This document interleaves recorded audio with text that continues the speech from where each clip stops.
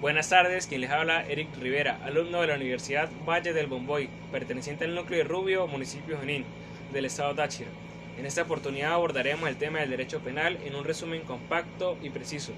Para iniciar es necesario conocer que el derecho penal es la rama del derecho público que regula la potestad punitiva, es decir, que regula la actividad criminal dentro de un estado social. Ahora bien, continuando con este tema, se resalta el primer punto, el cual es la ley penal. La ley penal se conoce como la única fuente formal, directa e inmediata en el derecho penal.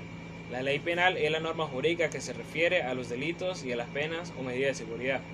El ejemplo de la ley debe es la venta de sustancias estupefacientes o psicotrópicas que está penada por la ley y quien lo haga recibe una sanción.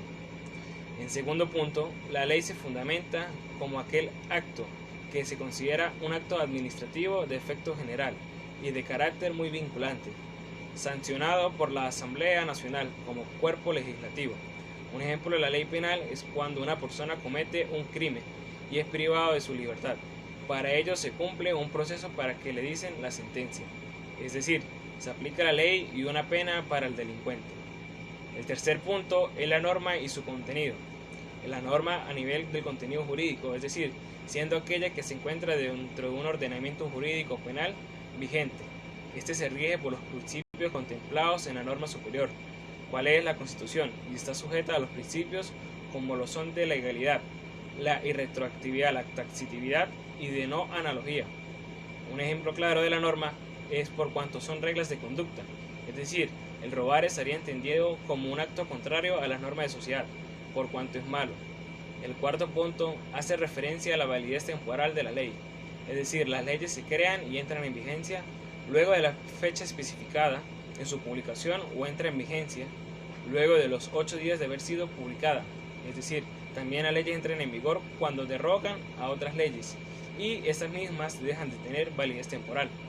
Un ejemplo claro de la validez temporal de la ley es sin duda alguna que no puede aplicarse a hechos anteriores, es decir, un robo si se va a juzgar con la ley anterior, no es con la que está en vigencia. El quinto punto es el delito, cuya conducta, acción u omisión está tipificada por la ley, es decir, supone una conducta infraccional del derecho penal o una omisión o una acción en contra de las leyes que acarrea una sanción acorde al acto cometido. Ejemplo, el ejemplo de un delito sería la tortura de una persona que cause grandes sufrimientos físicos y psicológicos. Seguidamente se menciona el sexto punto, es decir, la acción a nivel penal. La acción es la manifestación externa, consciente y voluntaria de un ser humano que está tipificado penalmente. Un ejemplo claro de una acción podría ser que un ciudadano entre a la casa, golpea al dueño y se roba un dinero, es decir, lo que se está realizando es un delito. El séptimo contenido a lo largo de esta intervención es la legítima defensa.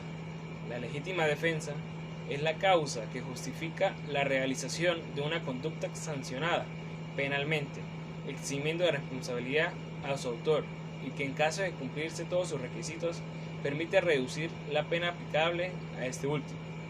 Un ejemplo de la legítima defensa es que llega un ladrón a robar una casa, lleva un arma y amenaza al dueño. Este en un descuido del asaltante, por cuanto su vida está en peligro, agarra un palo o un objeto contundente y lo golpea, es decir, actúa en defensa de su vida. El octavo punto es el estado de necesidad.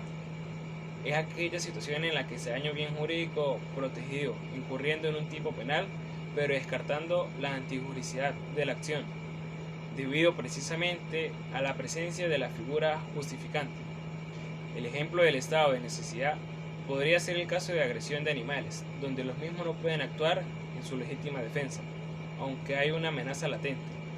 El noveno punto es la culpa, la cual se refiere a la acción delictiva que se comete sin el debido cuidado para evitar el daño, pero sin intencionalidad por parte del sujeto activo.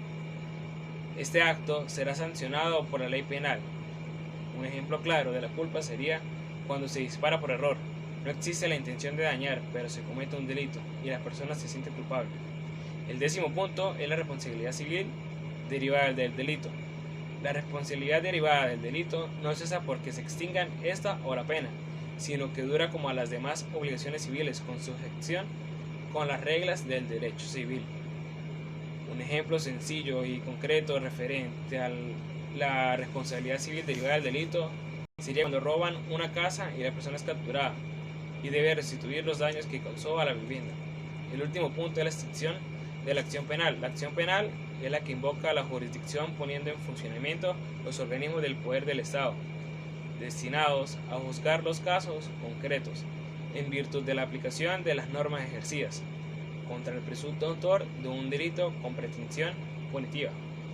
Las causales de extinción de la acción penal surgen con la pérdida del derecho del Estado para ejercer su poder punitivo contra quien ha cometido un delito en agravio de la sociedad. Un ejemplo claro de la extinción es la acción penal. El más claro sería cuando muere el condenado, pues si no existe quien cometió el delito, se extingue la pena.